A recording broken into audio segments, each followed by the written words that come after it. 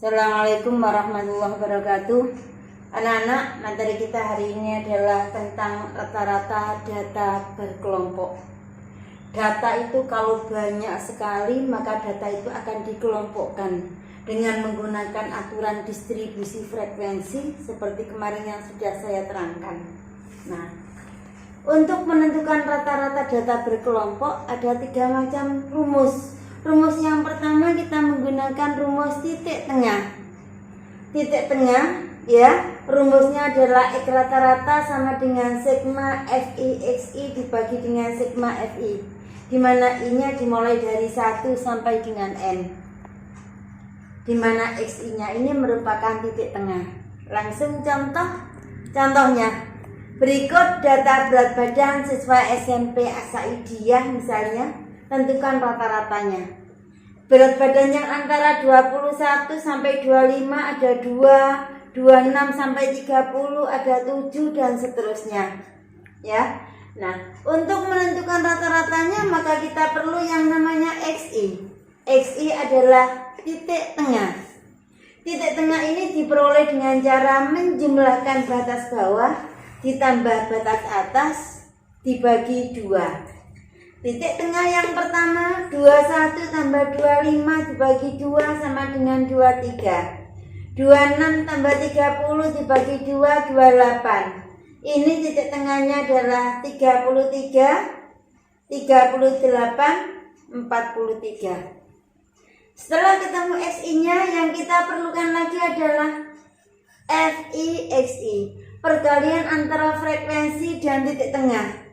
Frekuensi kita kalikan titik tengah. 2 kali 23 46, 7 kali 28 196, 10 kali 33 330, 8 kali 38 304, 3 kali 43 129. Setelah ketemu FXI-nya ada yang namanya sigma.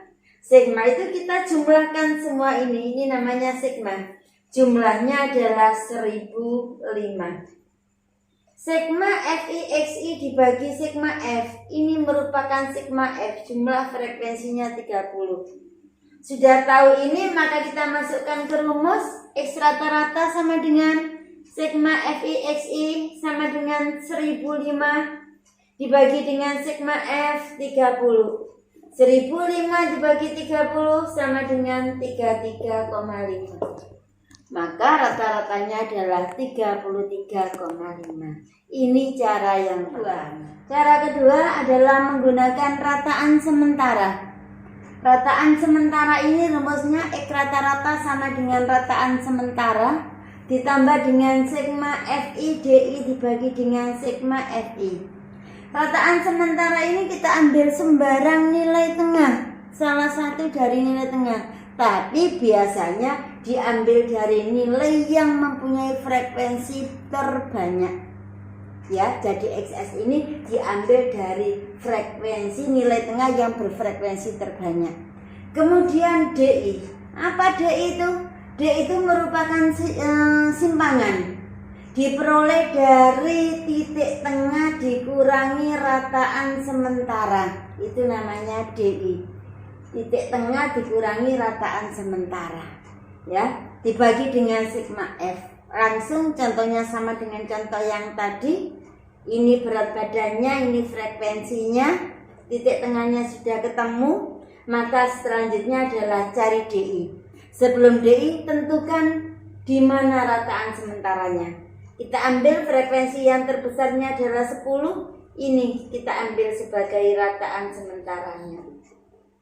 Jadi rataan sementaranya adalah kita ambil 33. Ya. Kita cari DI-nya. DI adalah XI min XS. 23 dikurangi rataan sementara 33 min 10. Ya. Yang kedua, 28 dikurangi 33 min 5. 33 kurangi 33 0. 38 kurangi 33 5. 43 kurangi 33 10. Selanjutnya yang diperlukan adalah kalikan DI dengan frekuensi. ini kalikan dengan frekuensi. Min 20, min 35, 0, 40, 30. Kita jumlahkan, jumlahnya sama dengan 15. Masuk ke rumus. Rataan sementaranya sama dengan 33.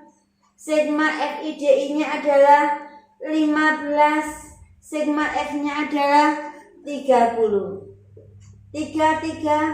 15 dibagi 30 0,5. 33 tambah 0,5 sama dengan 33,5. Inilah cara yang kedua dengan menggunakan rataan. Yang ketiga menggunakan cara coding. Cara coding ini sama dengan cara rataan sementara, cuman lebih sederhana dalam perhitungannya. Ya. Rumus cara coding: X rata-rata sama dengan XS ditambah dengan sigma FIXI dibagi dengan sigma F dibekali dengan P, di mana CI ini diperoleh dari simpangan dibagi dengan panjang kelas.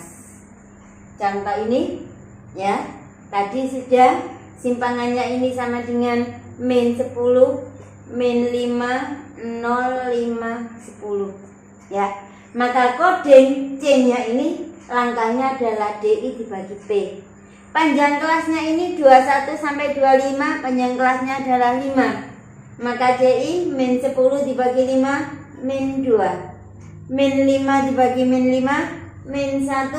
0 bagi 5, 0. 5 bagi 5, 1. 10 bagi 5, 2. Atau biasanya cara coding itu ini nggak usah dilihat.